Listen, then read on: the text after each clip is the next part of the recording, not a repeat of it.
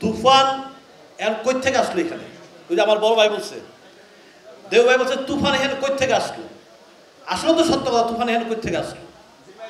হ্যাঁ, আমরা আকাশে যতটা ডাক পাই, যতটা আওয়াজ দেয়, ততটা আওয়াজ কি বাস্তবে আমরা পাই? আমরা যেভাবে বলে যে 10 নম্বর সিঙ্গেল আসতে আছে পুরো ভাঙচুর তছনছ করে ফেলবে, আমরা কি পাই?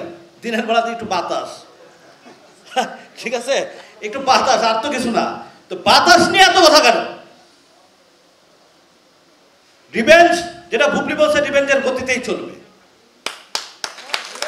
রিভেঞ্জের গতি চলবে। রিভেঞ্জ যারা দেখবে তারাই বলবে রিভেঞ্জ কেমন হয়েছে। বিচার করার দায়িত্ব দর্শকের কাছে, আপনারা আমার কাছে না। আপনারা আমাদেরকে প্রচার করবেন, আপনারা আমাদেরকে ভালোবাসা দেবেন, সেই জিনিসটা আমরা চাই, আর কিছু চাই না। বিচারের দায়িত্ব যখন সিনেপ্লেক্সে বা সিনেমা হলে দর্শক যাবে, তখন আপনারা তখন সবাই কিন্তু থাকেন কিন্তু ক্যামেরা নিয়ে। এখন কিন্তু সিনেমা খুব ডেঞ্জারাস, কিন্তু সিনেমা বানাইলে খুব বুঝে শুনে বানাইতে হয় কিন্তু। কারণ জানেন, হলের ভিতরে 20টা ক্যামেরা থাকে, 20টা ইউটিউবার থাকে। আইসা বলে ভাই ছবিটা কেমন হয়েছে একটু বলেন। যদি আল্লাহর রহমতে ছবিটা খারাপ হয়, তাহলে কিন্তু আমরা দেখছি রাজকুমারের ব্যাপারে যে কেমন গালাগালি, কি প্রকার, কত রকমের কি আমরা কিন্তু দেখছি না? এর আগে কি ছিল? এর আগে রাজকুমার নিয়ে এর আগে কি ছিল? কি ছিল না? এর আগে আওয়াজটা কি ছিল? পুরো বাংলাদেশ তছনছ হয়ে যাবে, পুরো বাংলাদেশে কিয়ামত হয়ে যাবে, বাংলাদেশ ভূমিকম্প হয়ে যাবে। দুঃখের বিষয়, আমরা ফল পাইছি 0। এবং হলের দর্শকদের কথা, এটা আমার কথা না। দর্শকরা মধুমিতা সিনেমাতে বেড়েছে আর দিছে। আমি কিন্তু বলছিলাম যে ভাই আপনার হাতে পায়ে ধরি, আপনার ডাইরেক্টর কারো মা বোন নিয়ে আপনার গালাগালি করবেন না। ছবিটা ডিরেক্টর বানাইছে, তার মা বাবা বানায় নাই। আমি ইকবাল কিন্তু তার পক্ষে কথা বলছিলাম। আপনারা জানেন কিছু বাজে কিছু ইউটিউবার আছে, 6 থেকে 7 জন।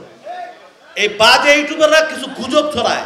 এরা পুরো পৃথিবী বাংলাদেশ আইনা পড়ছে। এখন পুরো পৃথিবী এখন বাংলাদেশের আইনা ফেলছে, যে পুরো পৃথিবী বলে বাংলা ছবি দেখে।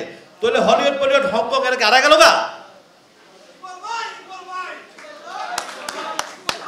আস্তে আস্তে আস্তে এর আমি স্লোগান দিতে আসিনি, আস্তে আস্তে।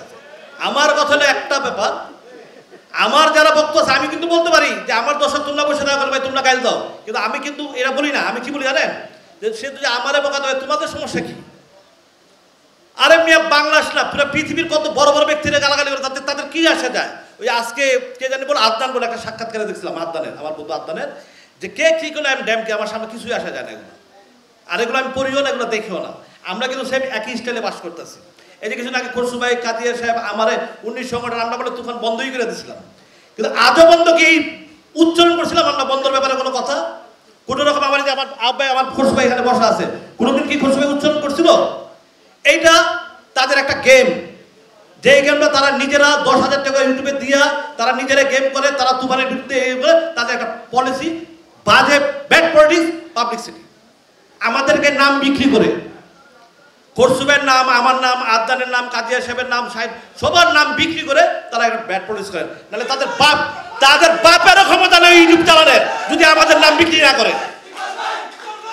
আস্তে আস্তে আস্তে আস্তে আস্তে আস্তে তারা জীবনে আমাদের নাম পারলে আমাদের নাম ছাড়া ইউটিউব চালা না যাই চালা। কত দম আছে দেখি, খরসুবের নাম লিস না, আমার নাম লিস না, হ্যাঁ জন্টুবের নাম, ওদের নাম নিয়ে একটা চালা, জিন্দিগি তো চালাতে পারবি না। কারণ তোদের ওই স্টার বিশালকে গোনাও কেউ ধরে না। আমাদের নামটা যখন আসে তখন ইউটিউবটা চলে, দেখে, ঠিক আছে? ক্ষমতা রাখলে আমরা তো স্টারও না, কিচ্ছুই না, আমরা তো নর্মাল পাবলিক। হ্যাঁ, তো আমাদের নাম নিয়ে এত খাইজানি কেন তোদের? কারণ তোর চলবে না। ভাতে মরবি তোরা, পানিতে মরবি তোরা, তোর বাপ বাড়ি খাওয়াতে পারবি না তোরা। এটা সত্য, এটা পারবে না, জিন্দিগি তো পারবে না চালাইতে। ওই আমাঙ্গর নাম নিয়েই চলাই দেবো ওদের, এটাই ওরা বুঝে নিচ্ছে, ঠিক আছে? এটাই ওরা বুঝে নিচ্ছে। পারলে চালা। যদি বাংলাদেশে এত বড় সুপারস্টার হয়েই থাকে, তাহলে ওর নাম দিয়ে 1 লাখ আছে, ইউটিউব চালাস না কেন? ওর নাম বিক্রি করে খা, আমাদের নাম লাগাস কেন?